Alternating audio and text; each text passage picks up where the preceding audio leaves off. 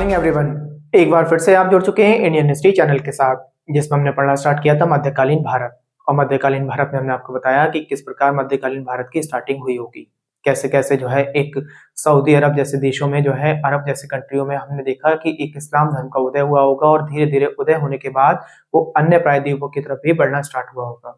हमने देखा कैसे कैसे इस्लाम धर्म का उदय हुआ और उदय होने के बाद हमने देखा कि कैसे कैसे अरब वासियों ने भारत पर पहला आक्रमण किया होगा। क्या कारण था उनका आक्रमण करने का, हमने अपने पहले वीडियो में देखा। उसके बाद हमने देखा कि अरब वासियों ने जब भारत पर आक्रमण किया होगा तो उन्होंने भारत में क्या क्या बदलाव लाए होंगे। भारत में बदलाव लाने का कौन कौन सी खेती आई होगी, कौन कौन से घोड़े आए होंगे। उनके साथ साथ हमने देखा कि इन्हीं के आने के कारण जो है भारत में सबसे पहले जौहर प्रथा का जो है प्रारंभ देखने को मिलता है। जौहर प्रथा के साथ साथ जजिया कर भी भारत में जो पहले लोग जानते भी नहीं थे इस्लाम धर्म के बारे में, अब उस इस्लाम धर्म के कारण जो है भारत में जजिया कर भी लगना प्रारंभ हो गया। हमने इसी के साथ देखा कि मोहम्मद बिन कासिम को किस प्रकार जो है यहाँ से वापस लौटना होगा। उसके दो कारण किताबें बताती हैं, हमने आपको दोनों कारण से अवगत कराया। आगे बढ़ते हुए हमने देखा कि भारत में सबसे पहले अरब वासियों के आक्रमण के साथ साथ इसके बाद भारत पर तुर्की आक्रमण हुए और तुर्की कौन सा सफल आक्रमण रहा, कौन से असफल आक्रमण रहे, ये सारी बातों की हमने जानकारी ली। जिसमें हमने देखा कि महमूद गजनबी ने किस प्रकार जो है भारत में आकर जो है लूटपाट करना स्टार्ट करी होगी।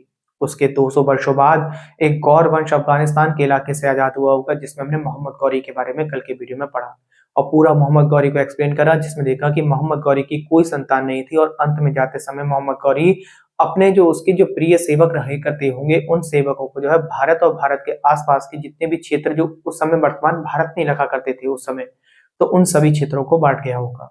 आज उनकी बात करेंगे और आज हम एक ऐसा टॉपिक स्टार्ट करेंगे कि शायद आपने जो है पहले इतना डिटेल में इन चीजों को नहीं समझा होगा। अगर बात करें, हमने आपसे कहा कि मोहम्मद गौरी जाते समय अपने अंतिम युद्ध से जब वो यहाँ से लौटा होगा तो अपनी मृत्यु से पहले भारत को जो है इस भारत को लगभग 4 भागों में डिवाइड कर गया और वो 4 भाग किस प्रकार थे उन्हें हम समझना स्टार्ट करेंगे। कैसे कैसे मोहम्मद गौरी ने अब अपने गुलामों को जो है ये देश दे दिया, इसलिए गुलाम वंश की स्थापना होगी और गुलाम वंश की जब स्थापना होगी तो वहीं से हमारी दिल्ली सल्तनत बनना स्टार्ट होगी। तो हम समझेंगे दिल्ली सल्तनत भी आज हमारी किस प्रकार होगी। आज उसके हम 4 जो सबसे ज्यादा फेवरेट गुलाम रहे होंगे उन चारों गुलामों के बारे में एक बार समझना स्टार्ट करेंगे और धीरे धीरे देखेंगे उनका किस प्रकार अंत होना स्टार्ट होगा। और उन गुलामों के वजह से भारत में सबसे पहले दिल्ली सल्तनत पे गुलाम वंश बैठा होगा। क्या कार्यकाल रहा होगा गुलाम वंश का और सबसे पहला गुलाम कौन रहा होगा, उसने किस प्रकार दिल्ली की गद्दी को संभाला होगा। चलिए बात करते हैं आज। अगर भारत के नक्शे को अगर देखा जाए तो भारत में हम देखेंगे, अगर हमने भारत के नक्शे के बारे में बात करें तो इस तरीके से अगर देखें तो हमने कहा ये अगर आपके पाकिस्तान का इलाका हो गया, ये पाकिस्तान वर्तमान में, तो इधर हो गया आपका अफगानिस्तान का इलाका हो गया अफगानिस्तान। तो अफगानिस्तान के इलाके की अगर बात करें तो ये अफगानिस्तान हो गया, ये हो गया आपका पाकिस्तान। ठीक, अब इससे पाकिस्तान से थोड़ा सा इधर लौटाएंगे तो इधर हो जाएगा आपका दिल्ली पंजाब। इस तरीके से ये दिल्ली और पंजाब राजस्थान का इलाका हो जाएगा, जिसमें मैं आपको लिख दे रहा हूँ ये दिल्ली का इलाका हो गया, पंजाब हो गया आपका। पंजाब के बाद अगर बात करें तो मैंने आपसे कहा राजस्थान हो गया। इस तरीके के इलाके इधर बट गए होंगे। ठीक, अगर अफगानिस्तान की बात करें तो अफगानिस्तान भी मैंने कहा था ये गौर प्रदेश करके बोला जाता था, आपको मैंने पीछे के लेक्चरों में समझाया है गौर प्रदेश। तो ये वाला जो इलाका ना, जो सबसे पहले अफगानिस्तान गौर का जो इलाका था ये दे दिया उसने यलदौज को। यहाँ पर कौन बैठ गया, यलदौज बैठ गया। आप याद कर लेंगे ध्यान से कि सर ने हमें बताया था कि पहला जो गौर का अफगानिस्तान का इलाका है वो दे दिया किसे, यलदौज को। यलदौज के बाद पाकिस्तान, पाकिस्तान यानी पाकिस्तान में जो समय का अगर इलाके की बात करें तो यानी लाहौर करके बोल सकते हैं हम, लाहौर। ठीक, आज वर्तमान में लाहौर कहाँ है, पाकिस्तान में है। लाहौर हो गया, सिंध मुल्तान बोल सकते हैं। ठीक है, इसे सिंध मुल्तान तरीके का इलाका बोल सकते हैं। तो ये वाला इलाका दे दिया उसने कोबाचा को। किसे दे दिया, कोबाचा। और यहीं पे मैं लिख देता हूं सिंध, और सिंध के साथ आप याद करेंगे मुल्तान भी आप याद कर लेंगे। ठीक, दिल्ली पंजाब राजस्थान यहाँ का जो इलाका था ये दे दिया गया कुतुबुद्दीन ऐबक को। कौन सा, दिल्ली हो गया, पंजाब हो गया, राजस्थान हो गया और इसी में थोड़ा सा लाहौर का क्षेत्र भी हम इसमें जोड़ सकते हैं। तो इसे बता देंगे किसे दे दिया, ये दे दिया उसने ऐबक को। और इधर बिहार के आसपास का जो इलाका था जहां पर जो है नालंदा यूनिवर्सिटी की बात की जाएगी, दे दिया बिहार के आसपास का जो इलाका दे गया वो दे गया बख्तियार खिलजी को। किसे दे गया, बख्तियार खिलजी। ये 4 भागों में एरिया डिवाइड कर गए। अब चारों में अगर हम बात करें तो चारों में यहाँ पर कौन बैठे हुए हैं, चारों में इसकी यहाँ पर दास या गुलामी तो बैठे हुए हैं। तो दिल्ली सल्तनत पे जो कौन बैठा हुआ है इस समय, ऐबक बैठा हुआ है, और ऐबक क्या है, इसका दास है, गुलाम है।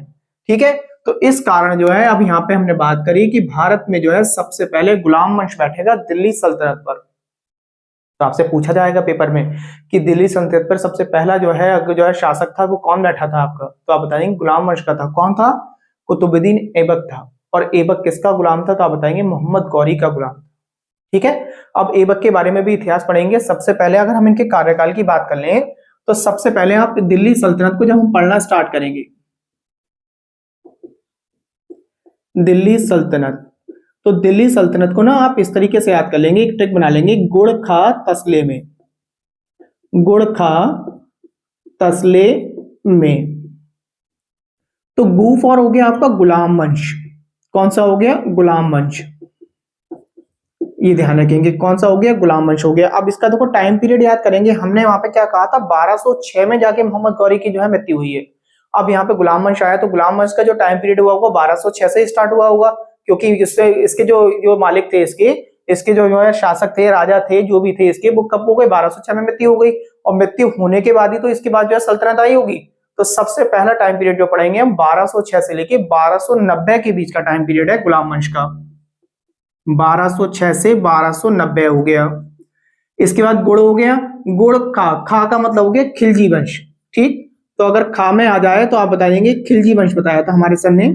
और खिलजी वंश ये ऐसा वंश था जिसका सबसे छोटा कार्यकाल बोला जाता है। अभी जब यूपी पैट का एग्जाम हुआ था तो उस पर पूछा गया था कि सबसे छोटा कार्यकाल दिल्ली सल्तनत पर किसका रहा है, तो आपको याद रखना होगा खिलजी वंश का रहा है। जब 1290 में ये खत्म हुआ है, तो जो 1290 में प्रारंभ हुआ होगा और 1290 से 1320 तक चला होगा। ठीक है, इसे आप याद कर लें, ये क्या है? सबसे छोटा कार्यकाल है, सबसे छोटा, सबसे छोटा कार्यकाल रहेगा किसका रहेगा? खिलजी वंश का रहेगा। 1290 में स्टार्ट हुआ है और 1320 में जाके ये खत्म हो जाएगा। इसके बाद गुड़ खा, खा के बाद हो गया ता, ता का मतलब हो गया आपका तुगलक वंश हो गया। कौन सा हो गया? तुगलक वंश। ये कब कहां से स्टार्ट होगा? 1320 से स्टार्ट होगा, और 1320 से लेके ये चलेगा लगभग 1414 तक। ठीक है, कौन सा हो गया? ता फॉर तुगलक वंश। और तुगलक वंश मैंने क्या बताया, 1320 से चला है ये और 1414 तक चलेगा ये। कौन सा वंश है? तुगलक वंश है। और ये इसका जो सबसे बड़ा कार्यकाल रहेगा, ये ध्यान रखेंगे, इसका सबसे बड़ा कार्यकाल है, सबसे बड़ा कार्यकाल। ये पेपर में पूछे जाएंगे आपसे। ठीक, आपको याद हो गया गुड़ खा तसले में। सा का मतलब अगर हम बात करें तो सा हो जाएगा आपका सैयद वंश। कौन सा वंश हो जाएगा? सैयद वंश। अब ये जब कब खत्म हुआ है? 1414 में खत्म हुआ है, तो ये 1414 से स्टार्ट होगा और 1451 तक चलेगा।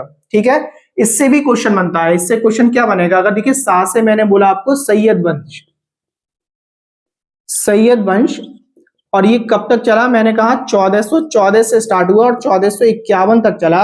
और ये सबसे छोटा दूसरा कार्यकाल है। सबसे पहला कौन सा था? 1290 से 1320 तक खिलजी था, और इसके बाद ये सबसे छोटा दूसरा कार्यकाल है। ठीक है, सबसे छोटा दूसरा कार्यकाल। आई थिंक समझता हूं ये बात आपको याद हो गई होगी।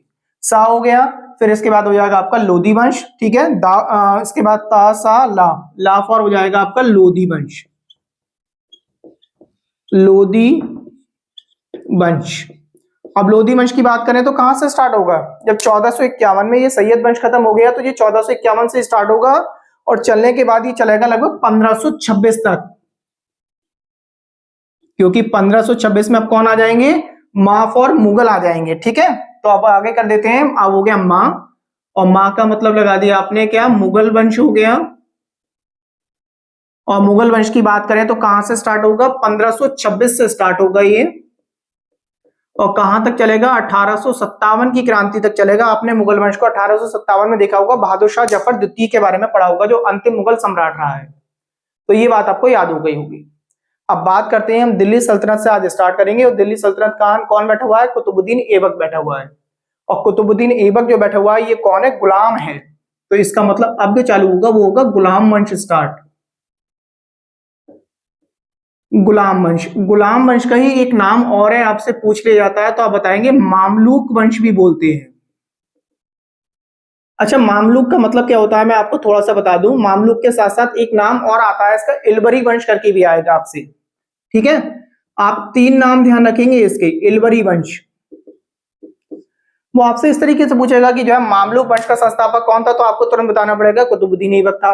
आपसे पूछिए इलबरी वंश का था कौन था, तो भी वो कुतुबुद्दीन ऐबक हो गया। तीनों का मतलब एक ही है, बट मामलूक का मतलब ये होता है, एक कभी कभी आपने देखा होगा जब हम लोग नौकरियां कर रहे होते हैं तो पहले ना क्या हुआ करता था, बड़े बड़े धनवानों के है ना, तो हमारे पिताजी भी काम कर रहे होते थे, उससे पहले दादाजी काम कर रहे होते थे, उसके बाद क्या हुआ, अब हमारे बच्चे काम करेंगे, उसके बाद उनके भी बच्चे आएंगे तो वो काम करेंगे। जब पीढ़ी दर पीढ़ी एक ही के लिए काम कर रहे होते हैं तो उसे हम बोलते हैं मामलूक। ठीक है, तो मामलूक का अर्थ आपको क्लियर हो गया होगा, मामलूक वंश के बारे में क्लियर हो गया। मामलूक रहा, इलबरी रहा, गुलाम रहा, दास रहा, सारी बातें एक ही होंगी। अब सबसे पहले पढ़ना स्टार्ट करेंगे किसके बारे में, कुतुबुद्दीन ऐबक के बारे में। नंबर 1 हम पढ़ेंगे किसके बारे में, ऐबक के बारे में पढ़ेंगे। देखिए ऐबक का जो टाइम पीरियड है 1206 से स्टार्ट होगा और 1210 तक रहेगा। केवल 4 वर्ष तक का इसका टाइम पीरियड है और 4 वर्ष तक में इसने क्या करा है, 4 वर्ष तक में सबसे ज्यादा काम करेगा ये गुलाम वंश में आकर। ये किस प्रकार करा समझेंगे इसके बारे में। देखिए ये जो इलाका है, ये जो क्षेत्र है जहां पे ऐबक बैठा हुआ है, ये सबसे ज्यादा बहुमूल्य क्षेत्र है, क्योंकि भारत की सबसे ज्यादा पकड़ जो है वो इसी क्षेत्र में देखने को मिलेगी। और इधर अगर हम देखें अफगानिस्तान या पाकिस्तान के इधर का जो इलाका है वो इतनी अच्छी जो है किस्म नहीं पाई जाती जितनी यहाँ पर दिल्ली के आसपास, राजस्थान के आसपास, पंजाब रहा या इसमें भी थोड़ा सा लाहौर का क्षेत्र रहा, इसमें पाई जाएगी। तो सबसे पहले हमने देखा इसे ऐबक को ना पहले से अलर्ट था कि यल्दौज और कुबाचा ये इसी बात से चिढ़ा करते थे, वो चाहते थे कि किसी तरीके से दिल्ली सल्तनत की गद्दी मिल जाए उन्हें। तो वो पहला पॉइंट कहानी वाइज याद करेंगे कि यल्दौज और कुबाचा किससे चिढ़ा करते थे, ऐबक से चिढ़ा करते थे। क्यों, दिल्ली सल्तनत को जो है ये पाना चाहते थे। ऐबक बहुत होशियार था इस मामले में। ऐबक ने क्या करा, सबसे पहले विवाह नीति अपनाई। क्या अपनाई, विवाह नीति अपनाई। और विवाह नीति अपनाने में इसने क्या करा, ऐबक ने अपनी बहन की शादी कुबाचा के साथ कर दी। ठीक है, ऐबक ने अपनी बहन की शादी किसके साथ कर दी, कुबाचा के साथ कर दी। तो सबसे पहले आपको याद रखना है कि हमारे सर ने बताया था विवाह नीति अपनाई है इसने, विवाह नीति अपनाई। और विवाह नीति में क्या करा, अपनी बहन की शादी कर दी। अपनी बहन की शादी किसके साथ कर दी, जो लाहौर की तरफ आसपास इधर सिंध मुल्तान में बैठा हुआ है कुबाचा, शादी कुबाचा के साथ कर दी। चलिए, यानी इसका मतलब है कुबाचा से तो अभी फ्री हो गया। और जैसे ही जब कुबाचा से फ्री हुआ, फ्री होने के बाद इसने सोचा कि मैं यहां पर बैठा हुआ हूं, अब कुबाचा से फ्री होगा, यल्दौज तो मुझ पर आक्रमण करेगा। तो यल्दौज से बचने के लिए इसने क्या करा, अपनी राजधानी दिल्ली ना बनाकर इसने अपनी राजधानी बनाई लाहौर के आसपास के क्षेत्र को। तो आपसे पूछा जाता है कि लाहौर राजधानी किसने बनाई, तो आप बताएंगे किसने बनाई है, कुतुबुद्दीन ऐबक ने बनाई है। और ऐबक ने क्यों बनाई है, किसके डर से बनाई है, यल्दौज के डर से बनाई है। तो ध्यान रखेंगे नंबर 3 में आप बता देंगे कि लाहौर राजधानी बनाई है इसने, लाहौर राजधानी बनाई। अब लाहौर राजधानी तो बना ली इसने, लाहौर राजधानी बनाते ही क्या हुआ, इसने क्या करा, यल्दौज ने जो इस बात का इसे ऐबक को डर था वही कार्य किया। यल्दौज ने क्या करा, इस पर ऐबक पर आक्रमण कर दिया। जब यल्दौज ने ऐबक पर आक्रमण कर दिया होगा तो यल्दौज ने आक्रमण करने के बाद इसमें क्या हुआ, ऐबक ने बहुत आसानी से यल्दौज को हरा लिया। क्यों, क्योंकि ऐबक के पास अपना क्षेत्र तो था ही था, उसके साथ साथ कुबाचा का जो क्षेत्र है वो भी आजकल जो मतलब उसने अपनी बहन को जब शादी कर दी तो उस क्षेत्र से तो फ्री था। वो आगे बढ़ते बढ़ते बढ़ते बढ़ते उसने क्या करा, यल्दौज को बहुत आसानी तरीके से हरा लिया। ठीक है, अब क्या करेंगे, चौथे पॉइंट में आप याद करेंगे यल्दौज और ऐबक के बीच में युद्ध हुआ और जिसमें क्या हुआ, ऐबक की जीत हुई है। और जैसी ये जीत हुई होगी, जीत होने के कारण इसने सोचा क्यों ना मैं अब यल्दौज से भी बेफिक्र हो जाऊं। और बेफिक्र होने की वजह से इसने क्या करा, यल्दौज की बेटी से शादी कर ली।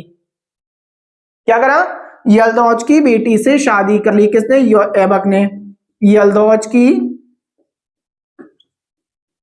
बेटी से शादी। इसका अर्थ क्या हुआ, इसका अर्थ यह हुआ कि इस समय उसने जो है दोनों से बेफिक्र हो गया, कुबाचा से भी यल्दौज से भी। मगर इस चीज को बेफिक्र नहीं कह सकते, क्यों, क्योंकि ये लोग तो अपने पिता तक को मार दिया करते थे, तो ये साले बहनों या दामाद का क्या रिश्ता रहेगा, कोई रिश्ता नहीं रहेगा। तो ऐबक इस मामले को जानता था। ऐबक जानता था कि किसी न किसी तरीके से ये मुझे भी मार सकते हैं, चाहे भले से मैंने अपनी बहन की शादी कर दी हो या इसकी बेटी की शादी कर ली हो। तो इन्हें बहुत सारी चीजें देखने को मिलती थी इस तरीके से। अब अगर हम आगे बात करें तो ऐबक जो था मोहम्मद गौरी का जो है सबसे ज्यादा खास व्यक्ति रहा है, क्योंकि यहाँ पे दिल्ली सल्तनत पे बैठा के गया है। अब हमने देखो सबसे बड़ा क्वेश्चन बनता है एग्जाम में, तो आप ध्यान रखेंगे मोहम्मद गौरी ने कुतुबुद्दीन ऐबक को सिपह सलाहकार की और मलिक की उपाधि दे रखी थी। आपसे पूछेगा सिपह सलाहकार की उपाधि किसके पास थी, तो आप बताएंगे कुतुबुद्दीन ऐबक के पास थी। किसने दी थी? मोहम्मद गौरी ने दी थी। और सिपह सलाहकार के साथ साथ किसकी उपाधि दी थी? मलिक की उपाधि दी थी। एक पॉइंट में आपको ये भी बना दे रहा हूं, छठा पॉइंट, तो आप इस तरीके से बता देंगे सिपह सलाहकार, सिपह सलाहकार, और उसके साथ साथ मैंने क्या बताया, और इसके साथ बताया मलिक। अब देखिए एक बात समझ लीजिए ध्यान से, जब सिपह सलाहकार या मलिक की उपाधि दे रखी होगी और इतना खास व्यक्ति रहा होगा जो मोहम्मद गौरी का, तो इसने अपने आप को कभी भी सुल्तान नहीं माना है। आपसे पूछेंगे कि किस जो है शासक ने जो है अपने आप को सुल्तान नहीं माना। इसने कहा कि मैं जो है मोहम्मद गौरी की मृत्यु के बाद यहाँ की सल्तनत को संभाल जरूर रहा हूँ, मैं यहाँ का सुल्तान नहीं हूँ। इसने अपने आप को दासों की श्रेणी में रखा है हमेशा। और इसी कारण अगर देखो मैंने अभी आपसे क्या कहा, ये बनाया आपका 1206 में, और 1208 में ना जब ये इनसे 2 सालों में इनके युद्ध वगैरह करने के बाद, अपनी बहन की शादी करने के बाद या उसकी पुत्री से शादी करने के बाद जब फ्री हुआ होगा, तो 1208 में जाके इसने क्या करा, गौरी के बड़े भाई को एक इसने पत्र भी लिखा है, और पत्र में लिखा कि अब मुझे दास मुक्त होने की उपाधि दे दी जाए। ये समझिए जो दिल्ली का सुल्तान बना बैठा है, अपने आप को सुल्तान नहीं मान रहा है, फिर भी उसके अंदर इतने अच्छे विचार रहे होंगे, उसने गौरी के बड़े भाई से, जो किसी भी तरीके से ना कोई शासक था ना कोई सम्राट था, उसके पास एक पत्र लिखा कि मैं तुम्हारे छोटे भाई का गुलाम था, अब मुझे जो है उस दास प्रथा से जो है दास पद से मुझे मुक्त कर दिया जाए। तो आपसे ये पूछा जाएगा कि किसने जो है दास मुक्त होने के लिए गौरी के बड़े भाई को जो है पत्र लिखा है, या कौन सी सन में लिखा है, तो आप बताएंगे 1208 में दास मुक्त के लिए पत्र लिखा है गौरी के बड़े भाई को। ये बात आपको क्लियर कर लेनी है। 7वां पॉइंट में आपको यहां लिख देता हूं, 1208 में दास मुक्त, ठीक है, 1208 में दास मुक्त होने के लिए क्या लिखा गया है, एक पत्र लिखा है आपको, ये ध्यान रखेंगे। किसने लिखा है आपको मैंने बता दिया, कुतुबुद्दीन ऐबक ने लिखा होगा। अब देखिए कहानी यहां से एक और बनती है। अभी मैंने आपसे कहा कि देखो कितना बढ़िया व्यक्ति था ये, अपने आप को इसने दास ही माना, सुल्तान नहीं माना। उसके बाद भी उसके बड़े भाई को एक पत्र लिखा, उसने कहा कि जो है कि मुझे जो है इससे प्रथा से आप आजाद कर दीजिए। ठीक, अब बात कैसे बनती है, अब ऐबक के इतिहास के बारे में थोड़ा सा सुना जाए कि ऐबक के अंदर ऐसे गुण आए कैसे होंगे।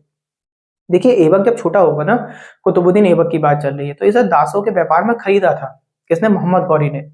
मोहम्मद गौरी ने इसे दासों के व्यापार मतलब जो है जो व्यापार लगा करता होगा, ठीक है, बाजार लगता होगा, उस बाजार में इसे खरीदा होगा।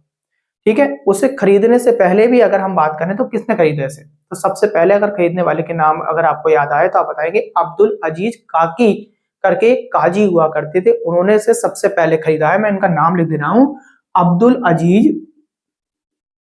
देखिए मैंने आपसे क्या कहा, ये कौन थे, एक जो है मस्जिद में बात कर रहे हैं, काजी थे, अब्दुल अजीज कुकी काजी, अब्दुल अजीज कुकी काकी, ठीक है, काजी थे, ठीक है, कुकी करके ये काजी थे, इन्होंने खरीद लिया। जब इन्होंने खरीदा होगा ना, इन्होंने ना इनके अंदर बहुत अच्छे जो है संस्कार डाले। संस्कार डालने का मतलब है जैसे कि जो है इसे अपने पास बैठाते होंगे, इसे छोटे छोटे काम करवाते होंगे, और काम कराने के साथ साथ इसे कुरान पढ़ाते होंगे, कुरान सिखाते होंगे।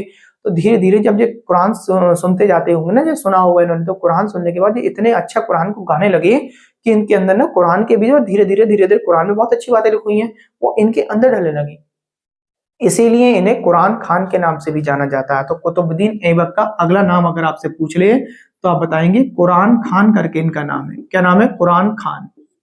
ठीक, अभी छोटा सा बच्चा खरीदा था उन्होंने, जब बच्चे से जो काम करा सकते थे उन्होंने कराया। अब धीरे धीरे क्या हुआ होगा, ये बच्चा बड़ा होने लगा होगा। अब बच्चा बड़ा होने लगा होगा, हम क्या करते हैं अपने उपयोग तक चीजों को जो है नौकरों को इस्तेमाल करते हैं, उसके बाद जब उसका उपयोग होना बंद हो जाता है तो हम इसे दोबारा से पुनः बाजार में बेच देते हैं। ठीक है, तो इसे क्या करा, इसे पुनः दोबारा से बाजार में बेचने गए, और बेचने गए तब इसे गौरी ने खरीद लिया। तो सबसे पहले अगर खरीदने की बात आए तो एक काजी ने खरीदा है, उसके बाद मोहम्मद गौरी ने खरीदा है। जब मोहम्मद गौरी ने इसे खरीदा हुआ, खरीदने के बाद इसके कामों को देखा हुआ, काम देखने के बाद इसने देखा होगा बहुत ईमानदार है, बहुत इसके अंदर संस्कार भरे हुए हैं, तो इसने एक अमीर ए आखुर की उपाधि दे दी। किसकी उपाधि दी? अमीर ए आखुर। अमीर ए आखुर क्या होता है? घोड़ों की सेना का सेनापति कहा जाता है। ठीक है। तो घोड़ों की सेना का सेनापति बना दिया, वो भी कौन से घोड़े, जो राजमहल में जो है कार्य में आते होंगे, ठीक है, जो राजा के कार्य में आते होंगे, तो उन घोड़ों का सेनापति बना दिया। तो इसे कौन सी उपाधि दी गई है, अमीर ए आखुर की उपाधि किसने दी है, मोहम्मद गौरी ने दी है, ठीक है। तो कौन सी उपाधि दी है, अमीर ए आखुर करके मैं एक पॉइंट और आपको लिख दे रहा हूं, अमीर ए आखुर। आपसे पूछी जाएगी कि अमीर आखुर किसने उपाधि ली, तो आप बताएंगे ऐबक ने ली है। किसने दी है, मोहम्मद गौरी ने दी है। अमीर आखुर का मतलब क्या होता है, घोड़ों की सेना का सेनापति। ये बहुत ज्यादा पोलाइट थे, मैंने आपको बता दिया, इनका मन कितना जो है शांत रहा करता होगा, क्योंकि ये कुरान बहुत अच्छे से न आती थी, ठीक। ये लोगों के जो है दुख को सुना करते थे। कोई आ गया व्यक्ति, किसी ने कह दिया, जब ये राजा बना हुआ बैठा था कि जो है मेरी बेटी की शादी करनी है और मेरे पास धन नहीं है, तो ये लाखों के लाखों दान दे दिया करता था, बहुत दानी प्रवृत्ति का था। तो इस वजह से इसे लाख बख्श के नाम से भी जाना गया। आप ध्यान रखेंगे, लाख बख्श, लाख बख्श किसे कहा जाता है, इसे ही कहा जाता है कुतुबुद्दीन ऐबक को, ठीक है। गरीबों का मसीहा बन चुके थे। कोई भी इंसान ना अगर परेशान हुआ करता था, कहीं लड़ाई हो गई, किसी भी तरीके से अगर कोई परेशान है, तो गरीबों का संरक्षक बन के आगे आया करते थे, गरीबों की मदद करने के लिए आया करते थे। इसलिए इन्हें ना गरीबों के संरक्षक की वजह से हातिम ताई करके भी बोला गया है। आप बताएंगे, आपसे पूछा जाए हातिम ताई का अर्थ क्या है, तो हातिम ताई बता देंगे, गरीबों का संरक्षक बोला गया हातिम ताई, इस वजह से इसे हातिम ताई की उपाधि भी दी गई है। इसके साथ साथ जब ये सुल्तान बन गए होंगे, तो सुल्तान बनने के बाद इनकी सेना में बहुत ज्यादा हाथी वगैरह हुआ करते होंगे, तो ये हाथियों का भी दान दे दिया करता था। तो इस वजह से पील बख्श के नाम से भी जाना जाता है। आपसे पूछा जाएगा पील बख्श किसे कहते हैं, तो पील बख्श बता देंगे, हाथियों को दान देने वाले व्यक्ति को कहते हैं। और हाथियों का दान किसने दिया है, कुतुबुद्दीन ऐबक ने दिया है। देखिए कितनी सारी बातें इनके बारे में हम पढ़ते चले जा रहे हैं। इसने तुर्कों द्वारा ना, अब एक सबसे पहले देखो अभी तक क्या कर रहे थे ये लोग ना, इससे पहले जो हमने गौरी देखा, गजनबी देखा या मोहम्मद बिन कासिम देखा, ये भारत को लूटने के उद्देश्य से आते थे, कोई रहने के उद्देश्य से कौन से आते थे। तो इसने ना सबसे पहले भारत में स्थापत्य कला पर भी कार्य किया है। तो आपसे पूछेगा सर्वप्रथम स्थापत्य कला पर कार्य किसने किया, तो आप बताएंगे कुतुबुद्दीन ऐबक ने काम किया सर्वप्रथम। अब देखिए बहुत ज्यादा इंपॉर्टेंट चीजें समझने वाली हैं, ध्यान से समझ लेंगे। सर्वप्रथम स्थापत्य कला पर कार्य, भाई अभी मैंने क्या कहा, ये अब रुक रहे हैं दिल्ली में बैठा हुआ, दिल्ली में बैठा हुआ जब रुक रहा है, लोगों के लिए काम कर रहा है, दान दे रहा है, हाथियों का दान दे रहा है, लोगों की मदद के लिए गरीबों का संरक्षक बना हुआ है, तब इसने सोचा जब मुझे यहाँ पे रहना ही है, तो मैं क्यों ना यहाँ पे जो है चीजों का निर्माण कराऊं। तो दिल्ली में सबसे पहले मस्जिद बनाई गई, दिल्ली में सबसे पहले मस्जिद बनाई गई। तो आप ध्यान रखेंगे दिल्ली के लिए या भारत में, तो भारत में सबसे पहले अगर कोई मस्जिद बनी है तो आप बताएंगे तुर्की मस्जिद बनी है। सबसे पहली बात ध्यान रखेंगे, भारत में पहली मस्जिद कौन सी है, तुर्की मस्जिद है। और तुर्की मस्जिद के बारे में अगर बात करें तो उस मस्जिद का नाम था कुतुब उल इस्लाम। क्या नाम था, कुतुब उल इस्लाम मस्जिद बनवाई गई है, ठीक है। तो आप बता देंगे 15वां पॉइंट करके कि सबसे पहले तुर्की मस्जिद बनी है, तुर्की मस्जिद। क्यों, मस्जिद बनने का कारण मैंने आपको बता दिया, क्या नाम था, कुतुब उल इस्लाम करके मस्जिद बनी है, ये भी बात आप याद रखेंगे, कुतुब उल इस्लाम। अच्छा, इसके साथ एक बात और याद रखें, अब कुतुबुल तुर्की जो मस्जिद बनी है, कुतुबुल इस्लाम जो मस्जिद बनी है, इस मस्जिद में भी अगर कहा जाए तो देखिए इन्होंने भी अपने धर्म के लिए कार्य किए हैं। आपसे पूछा जाता है एक क्वेश्चन, ये मस्जिद भी बनवाई गई तो लगभग जो है 27 जैन और विष्णु मंदिर को तोड़वाया, और तोड़वाने के बाद उनमें से जो पत्थर निकला होगा उस पत्थर का इसमें उपयोग किया गया है इस मस्जिद में, ये बात ध्यान रखना। तो आप ये ध्यान रखना, देखिए इसने भी क्या कार्य किया, जो हिंदू धर्म था, सनातन धर्म था, उसे भी तोड़ा, और तोड़ने के बाद जो है उस जगह मस्जिद बनवाई, और वहां से जो निकला हुआ पत्थर था उस पत्थर का उसमें उस मस्जिद में इसने उपयोग किया होगा, ये बात आपको याद हो गई। इसके बाद अगला इसका कार्य की अगर बात करें तो इसने कुतुब मीनार बनवाया है, कुतुब मीनार बनवाया, कुतुब मीनार की भी पहली मंजिल बनवाई। इनके बारे में थोड़ा सा सुन लें, सारी बातें लिखनी नहीं चाहिए, सुन लें ध्यान से। तो कुतुब मीनार बनवाया है इसने, ठीक है। और कुतुब मीनार के बारे में अगर बात करें तो ये पूछा जाता है किसकी याद में बनवाया, तो ये सूफी थे, उनका नाम था कुतुबुद्दीन बख्तियार काकी, कुतुबुद्दीन बख्तियार काकी के नाम पर जो है कुतुब मीनार बनवाया गया है। सबसे पहली बात लिख देता हूं मैं आपको, 16वां पॉइंट करके आप ऐसा करके याद कर लेंगे, क्या बनवाया, कुतुब मीनार बनवाया, कुतुब मीनार बनवाया है, और किसके नाम पे बनाया है, कुतुबुद्दीन। देखिए ये जो नाम है ना, ये नाम बहुत इंपॉर्टेंट हो जाते हैं। एक जो सूफी संत थे, क्या नाम था, कुतुबुद्दीन बख्तियार काकी, कुतुबुद्दीन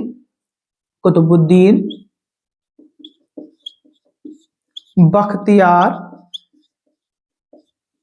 काकी, ये सूफी है, इनके नाम पे बनवाई गई।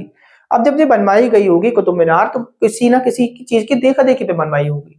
अफगानिस्तान में ना एक मीनार है, उसे बोला जाता है जम की मीनार। तो अफगानिस्तान में जम की मीनार है, 62 मीटर चौड़ी है वो, मतलब ऊंचाई में है। तो जम की मीनार की देखा देखी बनवाई है, जम की मीनार। जम की मीनार कहां पर है आपसे पूछ ले तो आप बताएंगे अफगानिस्तान में, हमारे सर ने बताई थी अफगानिस्तान। ठीक है, कितनी मीटर चौड़ी ऊंचाई है इसकी, 62 मीटर इसकी ऊंचाई है। उसे देखते हुए जो है ये बनवाई गई होगी। उसकी देखा देखी, जम की मीनार की देखा देखी कहाँ है आपको मैंने बता दी, ये बनाई हुई है आपकी अफगानिस्तान में। अब ये बनवा दी गई। ये कौन सी कितने मीटर की थी, 62 मीटर की थी। अब कुतुब मीनार जो बनाया वो कितने मीटर का है, ऊंचाई का है, तो आप बताएंगे 72.3 मीटर की ऊंचाई का है। कितनी ऊंचाई है, 72.3। ठीक है, और दोनों ही मीनार है ना, जो जम की मीनार है या कुतुब मीनार है, अगर इनकी दोनों की बात करें, ये बता दे रहा हूं, ये 72.3 मीटर है। ये दोनों की दोनों मीनारें ईंटों की बनी हुई हैं। सबसे पहले ईंटों की मीनार जो बनी हुई है वो यही है, कुतुब मीनार। अभी तक जो है ईंटों की अगर बात करें तो मीनार बनी हुई केवल एक ही अपने यहाँ, वो कुतुब मीनार बनी हुई है। बाकी सब पत्थरों की बनी हुई है। बहुत बहुत बड़े बड़े या संगमरमर हो या किसी भी चीज की, ईंट की बनी हुई कोई मीनार नहीं है। ईंट की बनी हुई मीनार हमारे पास केवल यही कुतुब मीनार देखने को मिलती है। ठीक है, इसमें 5 मंजिलें हैं। ठीक, 5 मंजिलें। पहली मंजिल की अगर बात करें तो ऐबक ने बनवाई है। पेपर में बहुत जरूरी है, पूछ लेता है, ध्यान रखना। पहली मंजिल जो बनवाई है वो ऐबक ने बनवाई है। दूसरी, तीसरी, चौथी, इसी का गुलाम आएगा, ऐबक का गुलाम, जो अब हम जो है कल इसके वीडियो में पढ़ेंगे, आगे के वीडियो में। तो इन्हीं का गुलाम था जिसका नाम इल्तुतमिश था। वो गुलाम भी था और गुलाम के साथ साथ दामाद भी था। कल इसके बारे में हम आपको पढ़ाना स्टार्ट करेंगे। दूसरी, तीसरी, चौथी मंजिल किसने बनवाई है, इल्तुतमिश ने बनवाई है, जो इनका दामाद था या दास था, आप इस तरीके से ध्यान रखेंगे। होता क्या है बेटा, बिजली गिरने की वजह से ना चौथी मंजिल ध्वस्त हो गई। बिजली गिरने की वजह से बनवाई किसने थी, दूसरी, तीसरी, चौथी मंजिल बनवाई इल्तुतमिश ने, और चौथी मंजिल क्या हो गई, ध्वस्त हो गई। तो चौथी मंजिल का पुनः निर्माण और उसके साथ में 5वीं मंजिल भी बनवाई गई, वो बनवाई थी फौजशाह तुगलक ने। ठीक है, अभी तुगलक वंश आगे आएगा नहीं आएगा, क्योंकि अभी तो हम गुलाम वंश में पढ़ रहे हैं। गुलाम वंश के बाद जब हम खिलजी वंश, खिलजी वंश के बाद देखेंगे हम तुगलक वंश आएगा, तब हमें देखने को मिलेगा, वहां पर भी जिक्र करेंगे हम आपको। तो चौथी और 5वीं मंजिल की बारे में बात करें तो चौथी मंजिल जो भूकंप आने के कारण जो बेकार हो गई थी, यानी बिजली गिरने के कारण, तो आप बता देंगे तुरंत, जो चौथी और 5वीं मंजिल के बारे में बता देंगे। चौथी मंजिल जो बेकार हुई है भूकंप की वजह से नहीं हुई है, ये हुई है बिजली गिरने की वजह से। इसके बाद क्या होगा, भूकंप आएगा। भूकंप आने के बाद जो है ये पूरी की पूरी मीनार जो होगी वो गड़बड़ा जाएगी, बहुत तरीके से बेकार हो जाएगी। और बेकार होने के बाद इसे सही कराया, किसी ने सही कराया, उसके बारे में पूछेंगे तो वो ध्यान रखना, वो आएगा शेरशाह सूरी। ठीक है, जब मुगल सल्तनत के आसपास के समय चल रहा होगा तब जाके इस पे एक बार फिर से काम कराया जाएगा। इसमें पूछ लेता है कभी कभी दरवाजा किसने लगवाया, तो दरवाजे के बारे में बता देंगे, सिकंदर लोधी ने दरवाजा लगवाया है इसमें। ठीक है, इसके अंदर कितनी सीढ़ियां हैं, सीढ़ियों की बात करें तो 379 सीढ़ियां हैं इसमें। ठीक है, और इस मंजिल का जो है अगर आधार की बात करें तो आधार इसकी 14.3 मीटर जो है चौड़ा इसका आधार है। ये बात आपको याद रखनी है, लिख लेना, मैं बोलता जा रहा हूँ, आप लिखते चले जाएंगे, नोट्स जरा ध्यान से बना लें। इसकी कभी कभी टॉप जो है ऊपर का पीक है, पीक की जो है चौड़ाई भी पूछ लेता है, वो कितनी चौड़ी है, तो आप बताएंगे 2.7 मीटर चौड़ी है। पहले ना इसके अंदर घूमा करते थे लोग बाग, इसे देखने जाया करते थे, अंदर सीढ़ी पे जाके चढ़ा करते थे लोग बाग, जो है वहां पर जाके ना बहुत ज्यादा ना प्रॉब्लम क्रिएट करने लगी। प्रॉब्लम क्रिएट करने का मतलब, जैसे कि दिसंबर 1981 की बात है, एक एक्सीडेंट हुआ। एक्सीडेंट क्या हुआ, जब ये मीनार के अंदर लोग बाहर जाएंगे तो लाइट वाइट की सुविधा तो खूब कर रखी होगी, अचानक क्या हुआ, वो लाइट चली गई, अंधेरा हो गया, और अंधेरा होने के बाद जो एकदम तरीके से शोर हो गया। और स्कूल के बच्चे वगैरह थे, स्कूल के बच्चे भी उन पर सीढ़ियों पर चढ़े हुए थे, ऊपर जो बड़े लोग सीढ़ियों पर चढ़े हुए थे, तो बाहर से भगदड़ मच गई, नीचे को जो है उतरना स्टार्ट कर दिया लोगों ने तेजी से। और जब भगदड़ मच गई तो जो है बताते हैं कि जो है सैकड़ों की संख्या में जो है बच्चे जो है दब गए, कुचल के मारे गए। इस वजह से 1981 में जो है इसे जो है बंद करा दिया गया। ये बात आपको याद कर लेनी है। ठीक, उसके बाद अगर हम बात करें तो एक काम और कराया है उसमें, हमने पढ़ा है 2.5 दिन का झोपड़ा करके बोला है। ठीक है, इसमें जो है दंत कथाएं बहुत है कि इसे 2.5 दिन में तैयार कर दिया गया था। इसका कोई वास्तविक प्रमाण नहीं मिलता है, फिर भी अब 2.5 दिन का झोपड़ा आपसे पूछ ले तो ये क्या है, ये बताएंगे आप, मस्जिद है, और किसने बनवाई है, ये कहाँ बनी है, अजमेर में है, आपको ये ध्यान रखेंगे। ठीक है, और 1210 में जाके इसका अंत हो जाएगा। 1210 में 1206 से 1210 लिखा था मैंने, पोलो खेल रहे होंगे, पोलो का ही दूसरा नाम था चौहान, और वहां से जो है घोड़े पे से गिरकर जो है इनकी मृत्यु हो जाएगी, और मृत्यु होने के बाद इन्हें आगरा में दफनाया गया है। आशा करता हूँ कुतुबुद्दीन ऐबक के बारे में पूरा का पूरा कैसे साम्राज्य चला होगा, ये सारी बातें मैंने आपको पूरी क्लियर करा दी है। आपको ध्यान रखना है 1210 में इसकी मृत्यु होगी, और मृत्यु होने के बाद इनका बेटा बैठेगा गद्दी पर, और बेटे का नाम होगा आराम शाह। और जब आराम शाह बैठेगा तो इसके जो है, मैंने कहा अभी, जो दामाद रहा होगा इसका कुतुबुद्दीन ऐबक का, या दास रहा होगा, वो इसकी हत्या कर देगा, और हत्या कर देने के बाद इल्तुतमिश गद्दी पर बैठेगा।